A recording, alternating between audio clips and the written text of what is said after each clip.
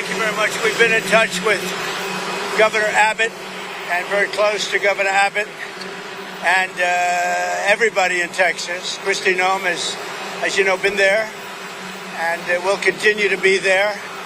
And we're working very close with representatives from Texas, and it's a horrible thing that took place. Absolutely horrible. So we say God bless all of the people that have gone through so much, and God bless the state of Texas. It's an incredible place. Any questions, please? President, are you still planning to phase out FEMA? Well, FEMA is something we can talk about later, but right now they're busy working, so we'll leave it at that. Go ahead. For the trade letters that you're sending out on Monday, Secretary Bessent said that it would be a 3-week extension and that rates could go back up to the April 2nd level on August 1st. Is that what we should... We're going to be sending letters out on Monday having to do with the trade deals. Could be 12, maybe 15. You know, Secretary of Commerce right here. And I guess, Howard, I would say it could be maybe as many as 15 or so. And they'll be going out on Monday, and some will go out on Tuesday and Wednesday, and and we've made deals also. So we're going to have a combination of letters, and some deals have been made. Your reaction to Elon Musk starting a third party? I think it's ridiculous to start a third party. We have a tremendous success with the Republican Party. The Democrats have lost their way, but it's always been a two-party system.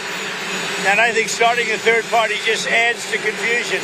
It really seems to have been developed for two parties. Third parties have never worked. So he can have fun with it, but I think it's ridiculous. President, what's golden key back? Golden key back from Elon. Go ahead. What's your message going to be to Netanyahu tomorrow? Well, we're working on a lot of things with Israel, and one of the things is probably a permanent deal with Iran. In other words, they have to give up all of the things that you know so well. The attack turned out, according to every single atomic energy commission, that was a complete and total obliteration. And we had the pilots, as you know, at the White House on Friday. They were incredible. And they confirmed that. They know better than anybody, by the way, but they confirmed that every bomb hit its mark perfectly. And they would have to start all over again at a different location. This one is, the word I used was the correct word, obliteration. What will your message be on Gaza to Netanyahu? I think we're close to a deal on Gaza. We could have it this week. Democrats are claiming more federal cuts for the deaths over in Texas. Yeah, go ahead.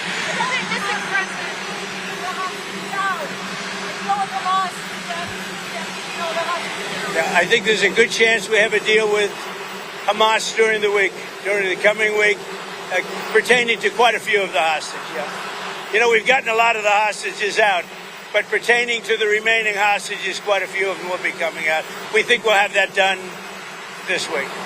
Mr. President, do the tariff rates change at all on July 9th, or do they change on August 1st? What are you talking about? Tariff rates, do they change on July 9th or August 1st? No, they're going to be tariffs. The tariffs are going to be the tariffs. I think we'll have most countries done by July 9th, yeah. Either a letter or a deal. But they go into effect on August 1st. Tariffs go into effect August 1st, but the president is setting the rates and the deals right now. Okay? Are you investigating whether some of the cuts to the federal government left key vacancies at the National Weather Service or in the emergency coordination? No, They did not.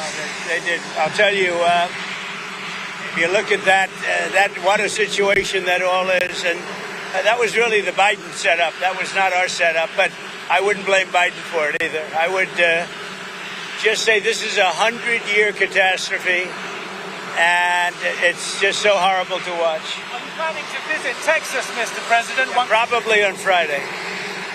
We wanted to leave a little time. I would have done it today, but we'd just be in their way. Probably Friday. Mr. President, have you been briefed on the ship that was hit in the Red Sea? Do you know if the Houthis attacked that ship today? We'll give you a report sometime tonight or tomorrow. The D.C. City Council has not approved a new stadium for the Commanders. If they don't approve it, will you step in? Well, we see what happens. I've been looking at the deal, and I don't blame them. They have to. It's a very important piece of property. It's a great piece of property. So we'll see. But if I can help them out, I will. Ultimately we control that. The federal government ultimately controls it. So we'll see what happens. I saw the plans. I saw the stadium. The owner's very, very successful and a very good man. I know him a little bit. And it would be a great place for the NFL to be there, I can tell you that. So if they want to negotiate a little tough, that's okay with me. Would you see the Commanders change the name back to Redskins? Well, you want me to make a controversial statement? I would. I wouldn't have changed the name. But that's there. It just doesn't have the same... It doesn't have the same ring to me. But, winning can make everything sound good. So if they win, all of a sudden the Commander sounds good. But I wouldn't have changed the name. Say it. Why not help Ukraine the same way you help Israel? I am helping Ukraine. I'm helping it a lot. And it's a war that should have never happened. It's a war that should have never started. If I were president, if the election weren't rigged, and it was rigged so badly, and that's come out. Read Miranda Devine in the New York Post today. The election was totally rigged. And if it weren't rigged, you wouldn't have a war with Russia right now. And you wouldn't have had inflation. And you wouldn't have had the horrible Afghanistan the way they left. Not that they left. We would have been out before them. But the way they left. I think the most embarrassing day in the history of our country. You wouldn't have had the October horror show with Israel and Hamas. You wouldn't have had any of it. You wouldn't have had the recent showdown with Iran. You wouldn't have had any of it. And you wouldn't have had inflation. So you said you had a strategic call with Zelensky the other day. What strategy did you I thought it was a good call. He's being hit very hard, as I said he would. He's being hit very hard, and I was very disappointed with my call with President Putin. I was very disappointed. Mr. President, in light of the floods, do you think that the federal government needs to hire back any of the meteorologists who were fired in the last few months? I wouldn't know that. I really wouldn't. I would think not. This was the thing that happened in seconds. Nobody expected it. Nobody saw it. Very talented people are there, and they didn't see it. It's, I guess they said, once in 100 years. They've never seen anything like this. So I wouldn't, people are trying to blame the school. They're trying to blame the camp. They're trying to blame. It's just a horrible thing. But no, I wouldn't say that, no. Secretary Ludnick, are you expecting any deals to be signed this week, and what countries are closest to that? Well, the president is right in the midst of discussing all sorts of deals with all sorts of countries. And the gentleman to my right is going to decide, and I'm going to be with him when he makes that decision. Thank you very much. Thank you, everybody. Thank you.